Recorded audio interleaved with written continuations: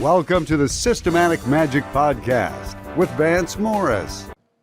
Hey everybody, this is Vance Morris, the Disney guy, coming to you live from beautiful sunny Maryland. Yes, we are so happy the sun is out.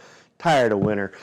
Hey, recently, if you're in that no BS GKIC world, Disney has been getting slammed by the CEO and some of the writers for their publications. And you got to really watch out who you listen to, where you get your information. You see, these guys went on a tour, and it was led by somebody who's never worked there. And they made a lot of assumptions about things that were going on that are just not accurate. The one guy, let's say he was complaining that it was $150 to get into the Magic Kingdom. That's wrong. Ticket price today is about $105. Now, if they got a park hopper option, it would have been about $150, which means they were able to go to two different parks. Makes sense to me to have a different price for that, but geez, to bend these details so that it fits your narrative is really not cool because you're impacting so many other people. Let's see. They were complaining about Disney doing a lot of stuff for the guests' safety. Now, if you remember, Disney has 4 standards that they operate on. The first standard is safety. If it's not safe, they're not going to do it. Now, Disney could have reopened their parks a lot sooner, but they decided to hold off and make sure that they had all of their protocols in place so that it was a safe environment for the guests. A lot of things are in place for the guest safety. They were complaining that it was a 60-minute wait for a ride. Well, yeah, capacity is down because they're not operating at full capacity. So, yeah, it makes sense that the waits are about the same as they always were. Let's see. They said that the People Mover was closed for their safety. No, the People Mover has been closed for a long time, undergoing refurbishment. They do that to rides every now and again. So, to say that that's that COVID was a reason that ride was shut down is complete BS. Let's see, one of the other things, they were saying that, Disney's only limited number of characters running around the park. Actually, that's not true. They took down some of the big parades, the 3 o'clock parade being the biggest one, so that people wouldn't congregate and that they could be socially distanced. But what they did was they made more character appearances all throughout the parks.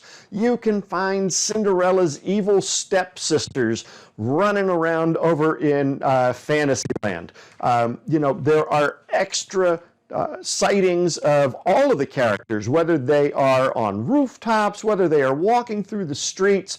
Disney has actually increased the amount of characters. So again, they're working under certain constraints. I'm surprised they got the darn thing open to begin with. Why don't we look at the positive aspects? Everything that Disney has done to get themselves open to create a safe and enjoyable environment. It's easy to poke holes in somebody else's business. If I'm sure you could come to any one of my businesses, and if you looked hard enough, you would find a wrinkle here and a wrinkle there.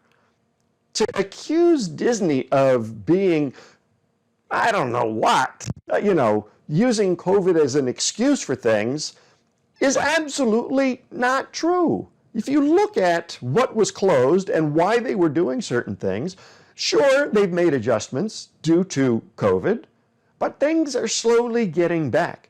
Disney has had to retrain thousands of people. They laid off almost 80,000 people just in Orlando.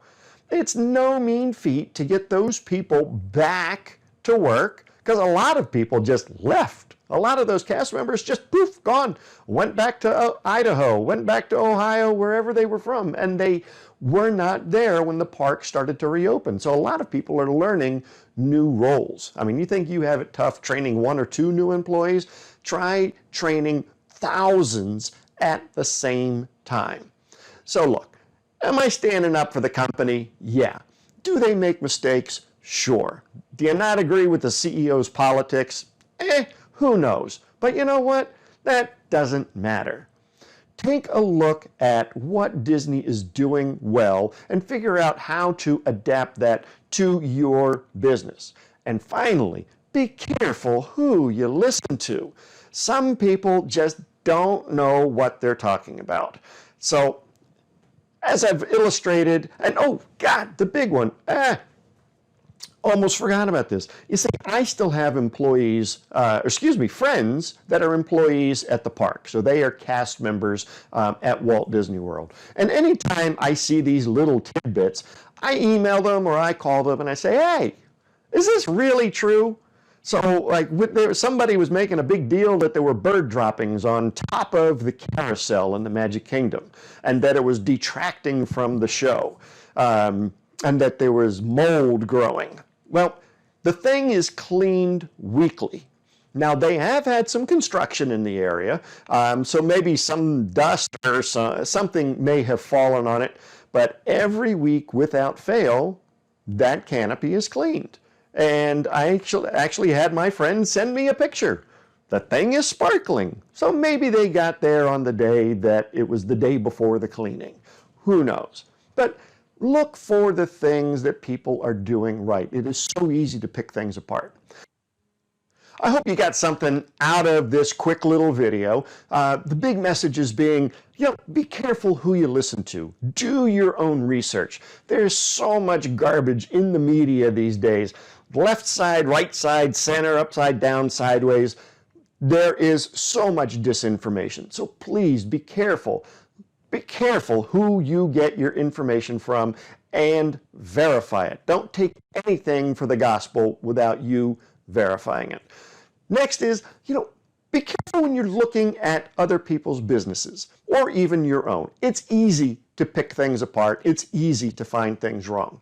How about finding the things that these companies are doing well? That's the whole point when I go to Disney, is I point out things that Disney is doing well and show how you can adapt that into your business. So, my name's Vance Morris, the Disney Guy, and I thank you so much for taking a listen, taking a view, and until next time, we'll see you later. Remember, you won't profit unless you implement. Thanks for listening to the Systematic Magic Podcast. If you like what you heard, go to our website, deliverservicenow.com, so you do not miss a single strategy. Join Vance's crusade to eliminate poor client or patient experiences around the world.